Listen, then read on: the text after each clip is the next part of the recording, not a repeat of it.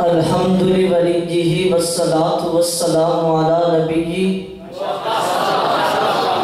اما بعد فاعوذ باللہ من الشیطان الرجیم بسم اللہ الرحمن الرحیم هو الذی انزل من السماء ماء لکم منہ شراب ومنہ شجر فیہ تسیمون صدق اللہ العظیم۔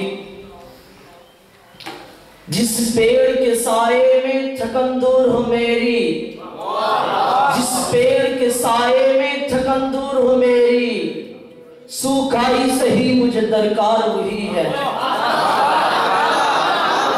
لہذا تحسین و تکریم مسند سعادت پر تشریف فرما معزز منصفین اعزام گرامی قدر معزز سامعین، آج کا یہ تقریری مقابلہ شجر کاری کی اہمیت و ضرورت کے عنوان سے معنون ہے۔ سامعین عزیز قدر، لفظ شجر عربی زبان کا لفظ ہے، اکثر اس کے اطلاق اس درخت پر ہوتا ہے جو سانپ یعنی تنے پر کھڑا ہوتا ہے، اور کبھی مطلق زمین سے اگنے والی ہر چیز کو بھی شجر کہتے ہیں، خواہ وہ درخت ہو یا گھاس و فصل یا جڑی بوٹیاں ہوں۔ وَمِنْهُ شَجَرٌ فِيهِ تُسِیمُونَ سے اسی دوسرے معنی کی طرف اشارہ ہے۔ شجر کاری انسانی زندگی کے لیے بہت اہمیت رکھتی ہے۔ یہ درخت اور پودے انسانی ضروریات کے لیے انعامات ربانی ہے۔ اللہ تبارک و تعالی نے درختوں اور پودوں کو زمین کا حسن قرار دیا۔ ان میں سے بعض درخت و پودے انسانی غذائیت کا سبب بنتے ہیں اور بعض حسن و جمال کی کرشمہ سازی کا مظاہرہ کرتے ہیں۔ شدید گرمی میں سایہ اور شدید سردی میں حرارت اور روشنی حاصل کرنے کا ذریعہ بھی یہی درخت اور پودے ہوا میں موجود آلودگی کو اپنے اندر جذب کر کے ماحول کو صاف و شفاف بنا دیتے ہیں۔ انسان کے سانس لینے اور خارج کرنے سے آکسیجن گیس میں روز بروز کمی اور کاربن ڈائی آکسائیڈ گیس میں متعدد اضافہ ہوتا رہتا ہے۔ اس سے یہ خطرہ پیدا ہو سکتا ہے کہ ہوا میں آکسیجن کی کمی اور کاربن ڈائی آکسائیڈ کے اضافے سے انسان دم کر مر جائے گا، لیکن قربان رب ذوالجلال کے انعامات پر اللہ تعالی نے درختوں اور پودوں کو انسان کی حفاظت و بقائے کا سامان بنا دیا۔ اس لیے کہنا بیگانہ ہوگا اگر زمین سے درخت اور پودے ختم ہو جائے تو زندگی کا وجود بھی ختم ہو جائے گا۔ یہی وجہ ہے کہ دین اسلام نے شجر کاری کو بہترین خدمت اور صدقہ جاریہ قرار دیا ہے۔ پیغمبر اعظم معصر انسانیت صلی اللہ علیہ وسلم نے شجر کاری کی اہمیت کو اجاگر کرتے ہوئے ارشاد فرمایا، جو مسلمان درخت لگائے یا فصل اگائے پھر اس میں سے جو پرندہ یا انسان یا جو پایا گیا تو اس کی طرف صدقہ شمار کرے گا۔ اس لیے درخت اور پودے لگانا سنت نبی صلی اللہ علیہ وسلم ہے۔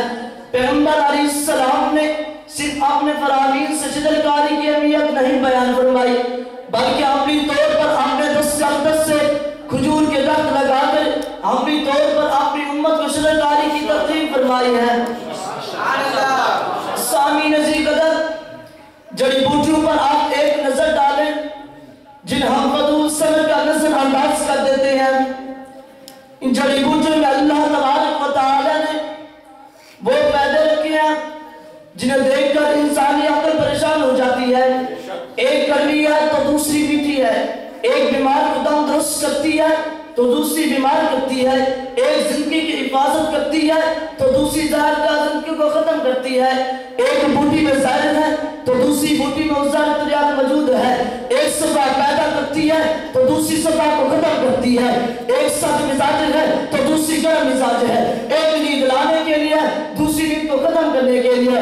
ان جیسے جڑی بوٹیوں کی تعداد سینکڑوں میں نہیں بلکہ ہزاروں میں ہے۔ ان میں سے ایک میں ہزار عجائبات ہیں جو کمال قدرت کا مشاہدہ ہے۔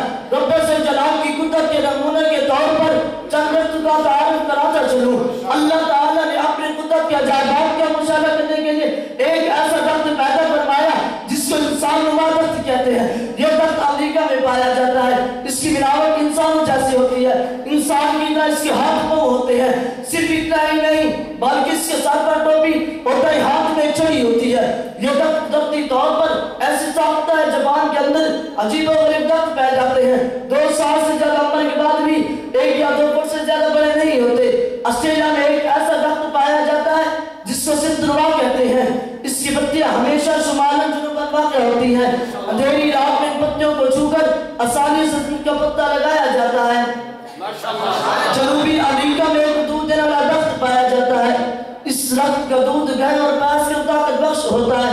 खुजल में दख्त में जान से लगता है, लेकिन इसके तने का गोदा निकाला जाए तो इसमें से मीठा मीठा दूध निकलता है। दूध की मिकदार सूरज निकलते वक्त सबसे ज्यादा होती है। आखिर में इतना ही कहूंगा, 1-2 पेड़ ही सही कोई खयाबान न सही, 1-2 पेड़ ही सही कोई खयाबान न सही, अपने नस्ल के लिए कुछ तो बचाया जाए।